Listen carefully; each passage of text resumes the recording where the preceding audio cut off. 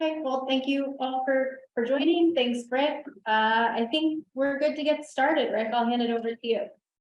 Okay, great. Let me just. All right. So thanks a lot, everybody. Again, my name is Rick Jones. I'm one of the partners at BioAdvance. And I'll apologize for my voice. I was at the Eagles game on Sunday night. So it seems like it's only gotten worse in the last 48 hours. But I'll do my best to get through this. So I'll talk a little bit about who we are and how we invest money, what the process is, so you can know what to expect coming into BioAdvance, what we've done with some recent investments, and some recent changes that we've been through. This is going to be mainly focused on therapeutics, but we do invest in med tech and diagnostics as well. So what is BioAdvance? Well, first of all, we're local. We are headquartered here in the Philly region. Our main offices are in Radnor, out in the main line, although we rarely get together in those offices these days. I've been working out of my Center City condo for the last 2.5 years. But we're very local. We are different from most VCs in that we're an evergreen fund. That just simply means that we recycle the proceeds from our investments. We're not like a typical VC going out and raising funds from a set of limited partners with the idea that we'll invest them and return the proceeds over a course of 10 years or so. We're actually very open-ended. We got our first bolus of money from the state actually about 20 years ago as part of the tobacco settlement. Pennsylvania decided to use some funds from that to focus on improving the biotech ecosystems in different regions of the state. And so they set up this greenhouse program, and there are 3 nonprofits set up to manage that program, one in Southeast Pennsylvania, which is BioAdvance, one in Central Pennsylvania in Harrisburg, and one in Pittsburgh. And so we're the nonprofit that got its start with that original money from the state. That state contract ran out after about 10 years. And so we continue to reinvest that pool of money, and we've grown it from about 20 million to more like 45 million in the bank right now, along with about 40 current portfolio companies. We are different in that regard. We remain, because we're a nonprofit, we remain mission focused. We do want to help people out. Even if we can't invest money, we try and provide useful advice. And so it makes sense to come to us as quickly as you think you have an idea for a company, or you've started a company. It might not be the time for us to get involved, but we'll try and help you out as much as we can, because the bottom line is we want all the boats to rise, so to speak, whether we're invested in them or not. Our focus is on the biotech economy at large. Between that money in the bank and our portfolio companies, we've about $80 million under management. And we do this with a pretty small team. I'm one of 5 people, 4 of which are here in the Philly area. Greg Harriman is down in Florida.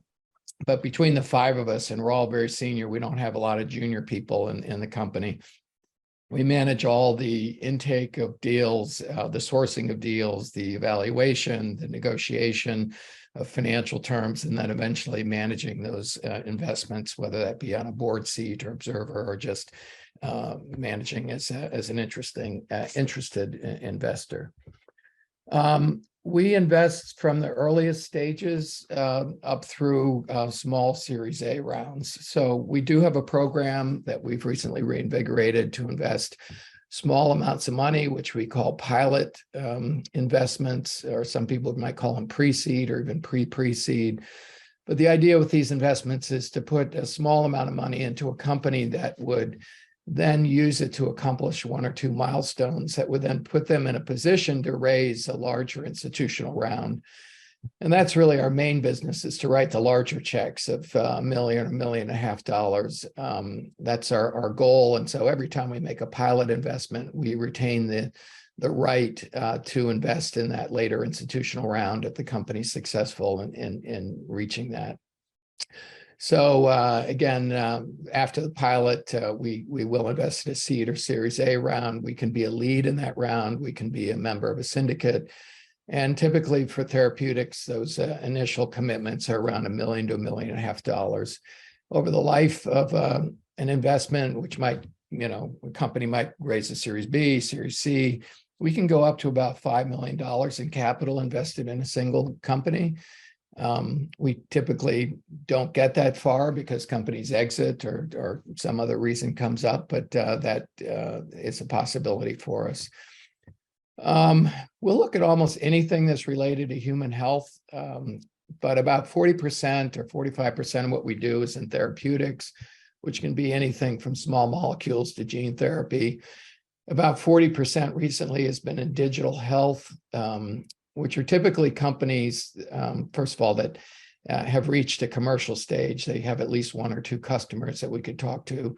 So that's different from therapeutics, but also their typical customers, usually hospitals or healthcare systems, as opposed to pharma companies or anything direct to consumer. We haven't done that yet. The balance of our investments, so 5 or 10%, go to a wide range of other things. We have a couple device companies in the portfolio, some diagnostics, even some research tools. We're still regionally focused, although we have stretched our boundaries from just southeastern Pennsylvania to include the region at large. And we define that to be anywhere from New York City down to Washington, D.C. We've made one investment down outside of Baltimore, nothing yet as far south as Washington, D.C. We have a couple investments in New York. So the majority of our investing is right here in the greater Philadelphia region. So what is our process and what can you expect if you approach us? Well, we do try and be expedient, especially in our initial reviews and getting feedback back to people after their initial submission as quickly as possible. We review incoming proposals every week, so it shouldn't be longer than 2 or 3 weeks before we're able to get something back to you, some initial feedback. You could send those initial proposals to me directly, or you can send them to our project manager, Marnie McCoy, whose email is on the slide here. And like I say, we try and provide feedback quickly, although if we do decide to spend more time and look at this seriously as a potential investment, it's going to take a few months typically to complete diligence. The exception to that would be if we're just playing a role in a syndicate, there's a really strong lead party involved whose diligence we can trust and follow.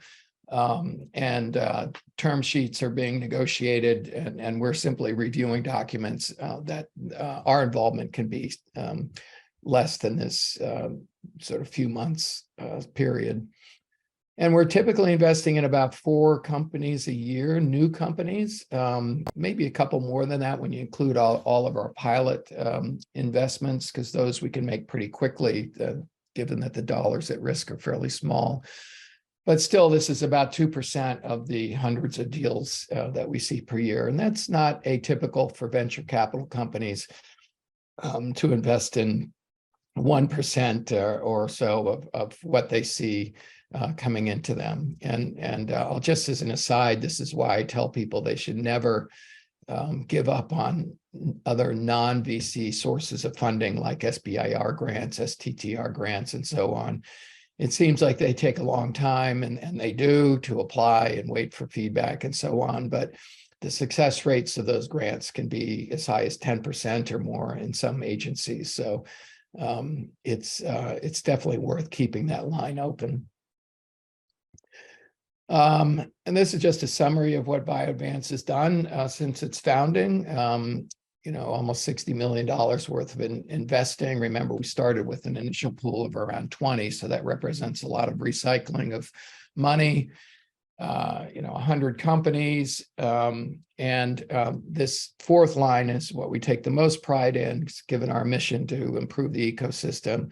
And that's that we typically invest in companies that then are able to attract a large amount of additional money outside of the the BioAdvance investment. So to date, almost $4 billion has been raised in addition to that BioAdvance money. So these are some examples of recent therapeutics investments, and I put these in not only to sort of give you an idea that we're active, but also to just show you the range of technologies, and also, again, the range of investment size and styles that we've done here and we're doing.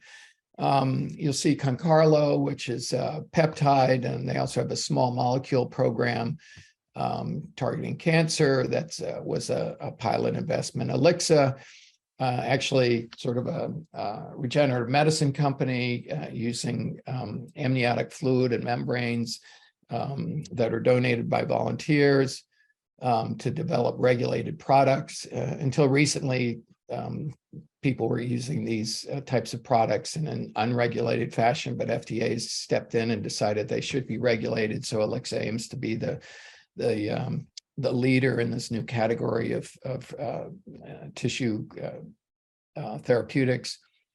Hanimmune is an interesting company, actually developing a well-characterized protein to treat egg allergies. Again, another pilot investment.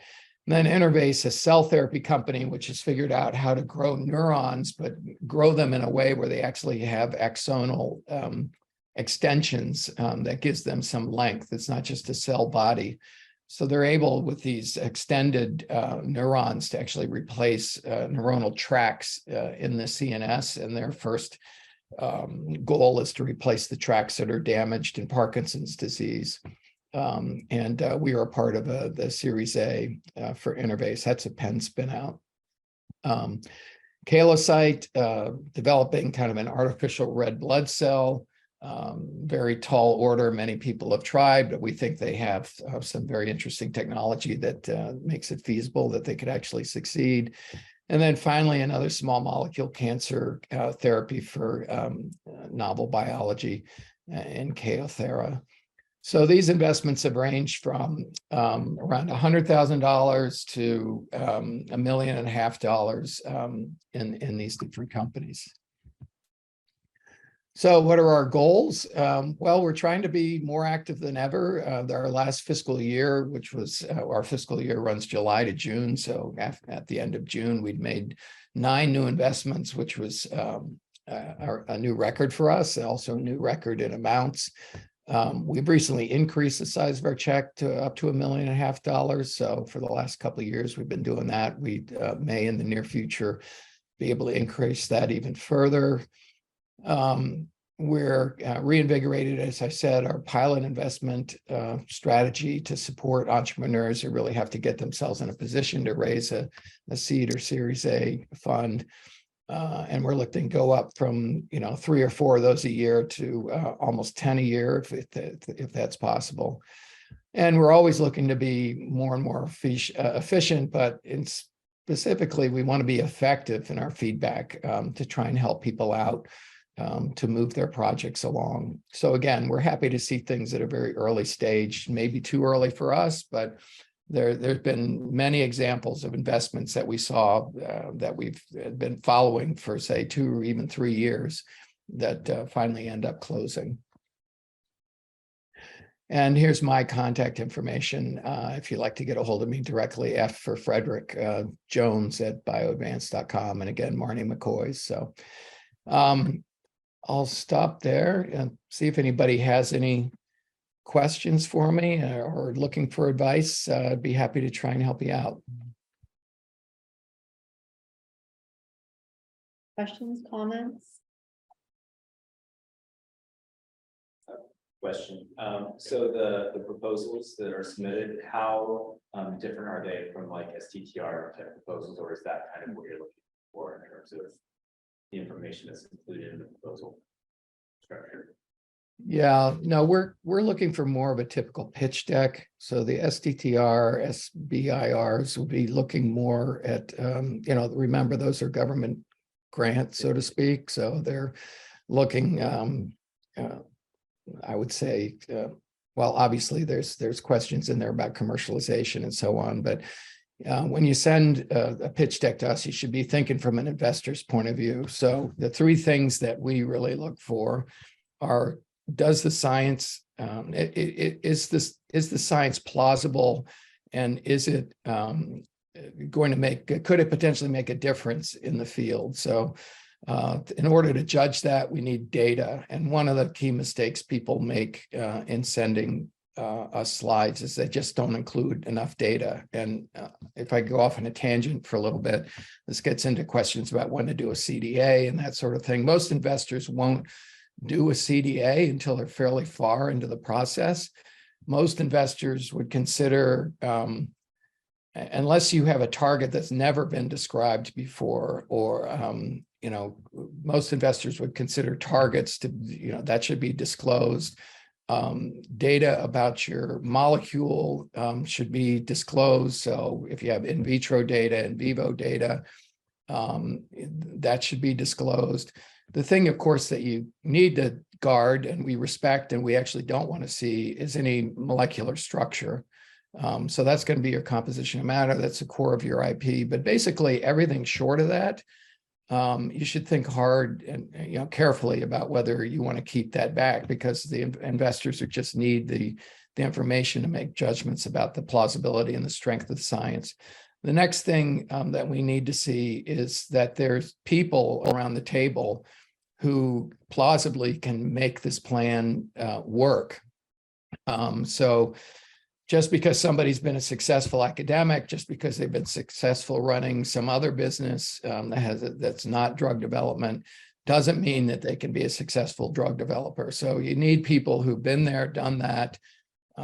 Obviously, everybody has to do it a first time. But it's better not to try and do it first time if you're trying to get a new biotech company off the ground. Better to have had some experience somewhere else, and you're stepping up maybe from a VP role into a president's role, or you were COO somewhere else and now you're trying to be CEO. That's one thing, but to go from never having done it to trying to be a CEO and trying to do it can be a difficult leap. But at a minimum, you've got to put people around you who are plausible to the investors. So you got to have a team slide, you got to have your science slides. And then you have to have a plausible financial and business plan that just says, we have people coming to us and say, oh, well, we're trying to raise $20 million so we can get to a lead and an IND. Well, if you're in a small molecule or even an antibody program, that's an awful lot of money to be raising just to get that far. So you have to have some plausible business and financial plan. So those three things are the key elements. It seems hard to think about compressing that into a 15, 16, 17-page pitch deck, but it can be done. And you can put a lot of detail if you need to in appendices and so on. But we're looking for a pitch deck, just like any other financial investor would be looking for one.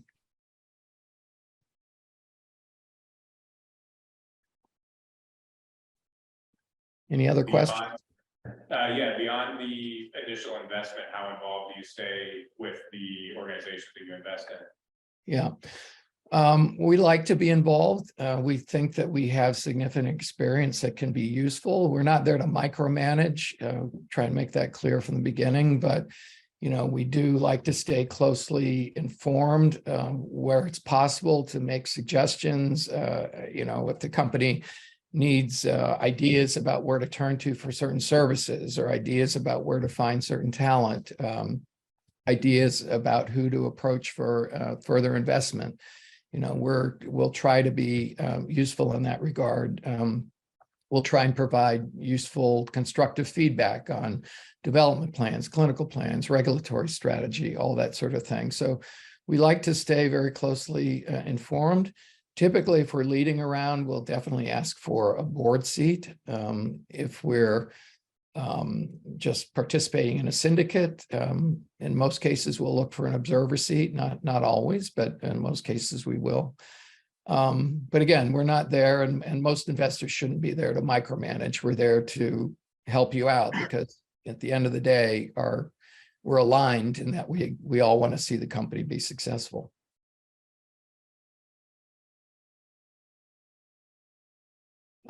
One thing I could comment on is sort of what are sort of the minimum criteria that we need to get involved, and particularly say at the pilot stage.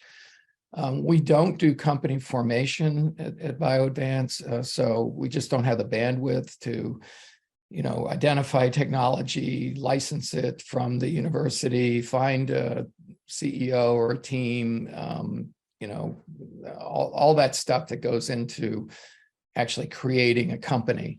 So at a minimum, to qualify for pilot finance, and this has come up a couple of times recently with spin-outs that are coming out of Penn, where they have really interesting science and biology, and even some compounds, but and there's a company on paper, but they haven't even set up a bank account, say, for that company. So there needs to be a company, it needs to have a handle on the IP that can be an option from the university. It might be it's probably not appropriate to have a full license, especially at the pilot stage, but at least you have the exclusive option.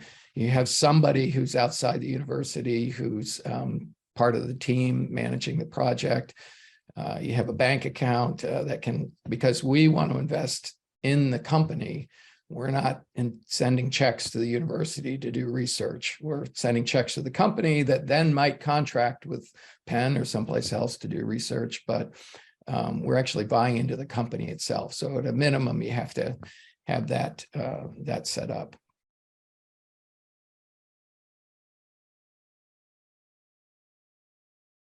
So you are okay with an option agreement and non-exclusive license, depending on the situation, I'm sure, but if a company has an option with Penn, you would still be interested.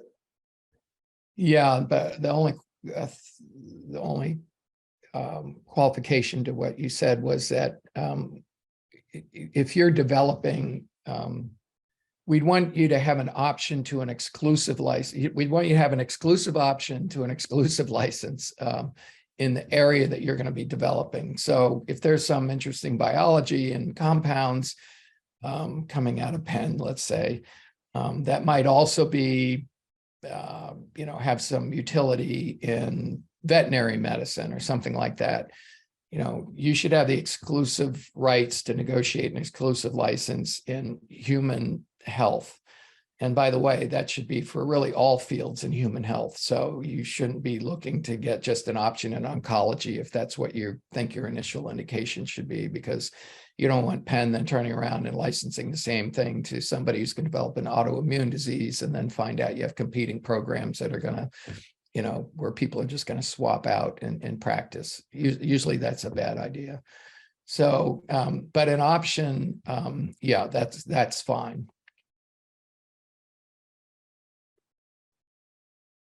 Any questions? Rick, you mentioned that one of the maybe where companies fall short is not providing enough data when they first submit a deck. Are there any other mistakes that you see happen often that people should recognize and try to avoid? Well, yeah, a couple come to mind. One I'll just toss out because it's kind of amusing, but it's serious. And that is, a couple times a year, we get pitches from people who have basically employed their daughter or their son, or sometimes it's the son or daughter is employing their parent to get a company off the ground. And I'll just say that's generally a bad idea. There's just too many conflicts of interest, and it's not something that we like to see. It's occasionally, very occasionally, we have one example of a device company where we have a situation like that, and it's not ideal. But that's sort of doesn't happen too often. The biggest, besides, so here are the reasons that we end up finding things that are sort of come up short at BioAdvance. The biggest by far is that things fall outside our region. Well, people just need to read our website. We only invest in the Mid-Atlantic. One of the biggest things, though, is that people don't take into account, they're so enamored with their particular invention, which might be great science, great technology, but they don't acknowledge the other things that are overlapping with that. And so when we look at something, we're not looking at it just in standalone, you know, has this work been done elegantly and robustly. We're looking at is how does it stand in the larger environment? And so there are two areas of competition. One is obviously anything else that is aimed at the same target and similar indications. Sometimes people don't even take into account that. You know, there might be something in phase 2 and they're coming up with something that still has a year and a half to go to IND.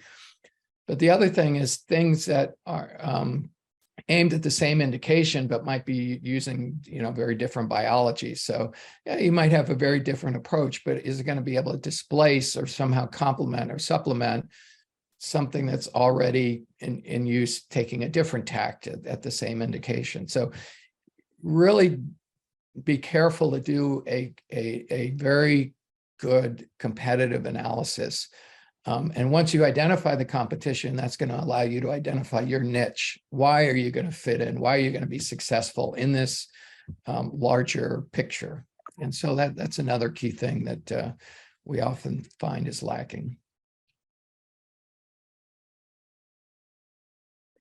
I could talk a little bit if people are interested about, I mean, there's a sort of these questions about the larger economic environment and venture capital and what's happening with new investments and so on and so forth. You know, I'm not a total expert in this area, but I'll give you my observations anyway.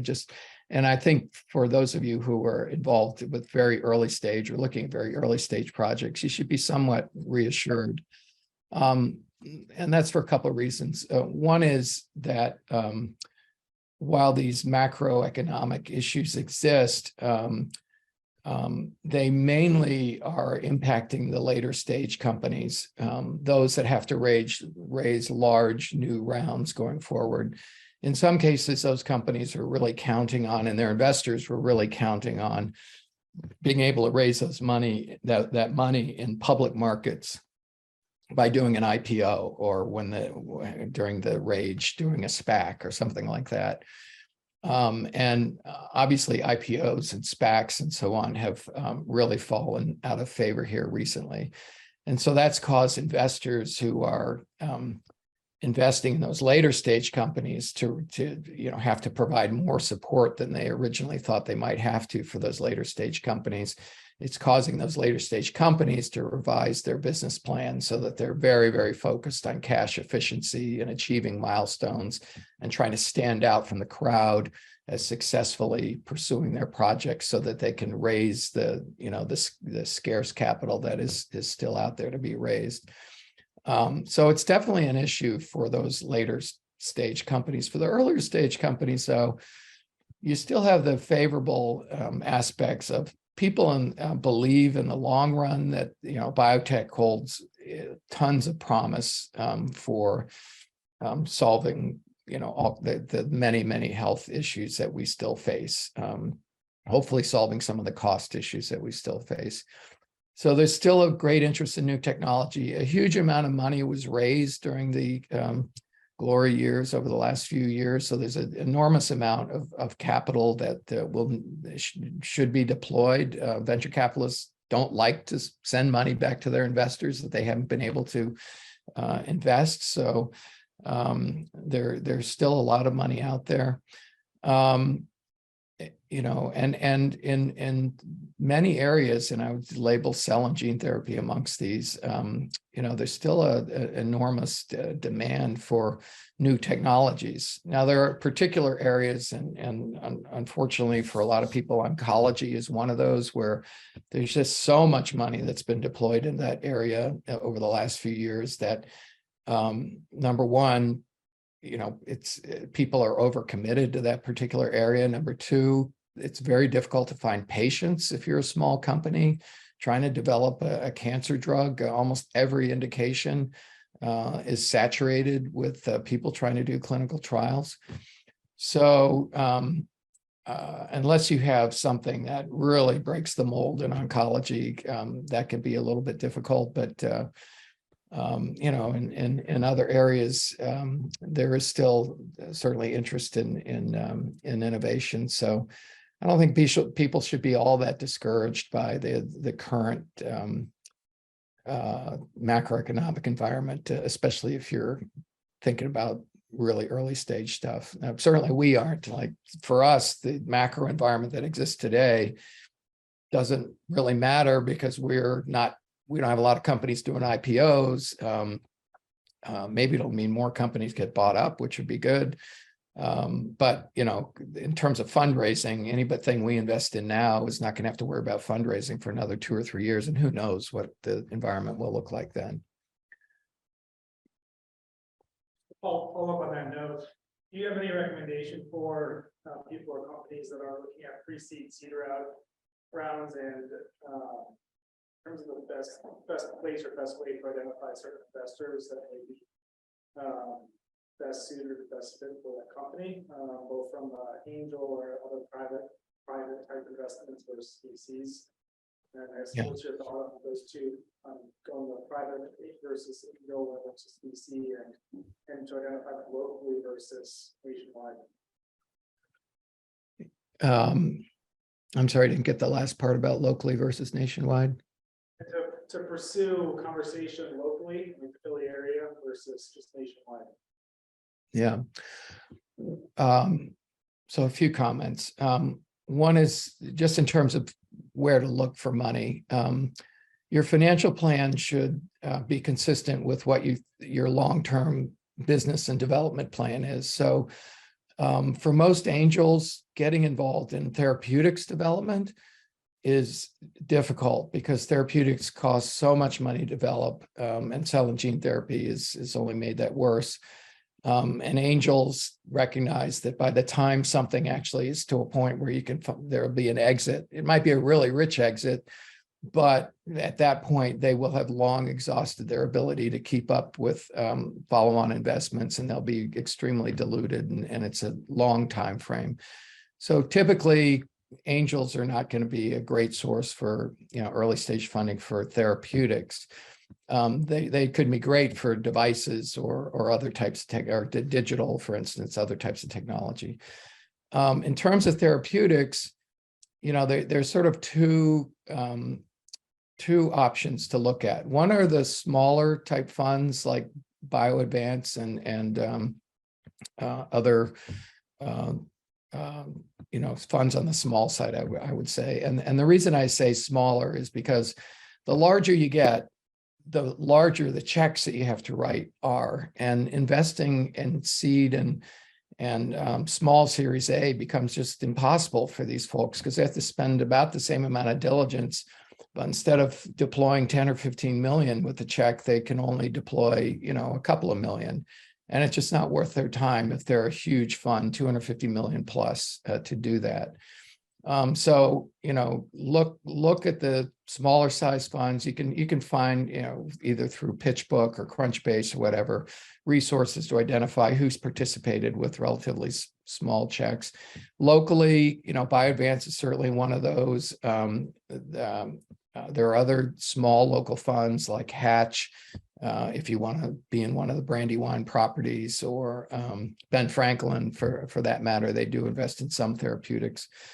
But the other type of fund to look at if you're looking for early stage financing are those funds that actually do company formation. Those are, we don't really have them in Philly, unfortunately. I've been trying to, encourage people to set one of those up here, but I'm talking about funds like Atlas, 5AM, most of them are up in Boston, to be honest, but there's some that are down in or out in the Bay Area and so on. And they actually will take a company from its earliest stages and seed it, recruit people into it, and so on. Usually what that means is the technology has to move to wherever the fund is, because they have a back office somewhere where they're providing all the resources to get these things off the ground. And then they'll, once they launch it, they'll participate in the Series A and so on. So you can look for that kind of fund as well.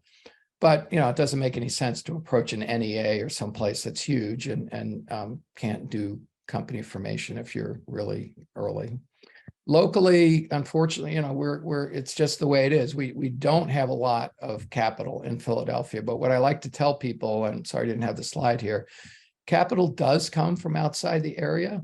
We're the second or third most common place for people in the Bay Area, for instance, to invest. And the same thing for people out in New York to invest. So people do invest from outside the region, and they have to because we don't have the homegrown capital.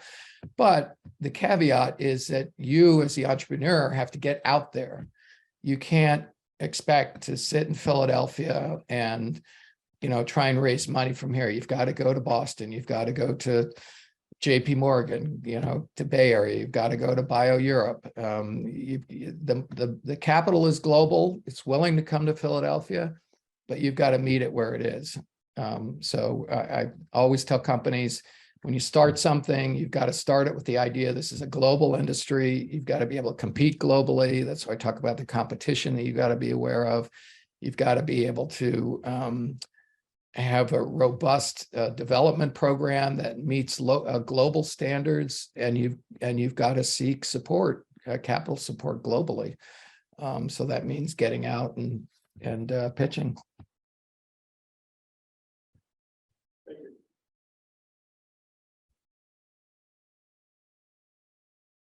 Those are all the questions. You can wrap it up. Rick, thank you so much. That was really great. And I loved hearing your broad view of where we're at. Hopefully we can draw in some more investors to the Philly area so we can keep our entrepreneurs here as well. Yeah, well, I'm hoping that some of these people have made a lot of money recently on some of our successes will decide that their way forward is to invest in setting up their own fund. But we'll see one of these days. But listen, everybody should feel free to drop me a note, send me a question, and use my email, fjones@BioAdvance, and happy to do whatever I can to help you out. Thank you, Rick. All right, thank you. That's right. Okay, take care, everyone.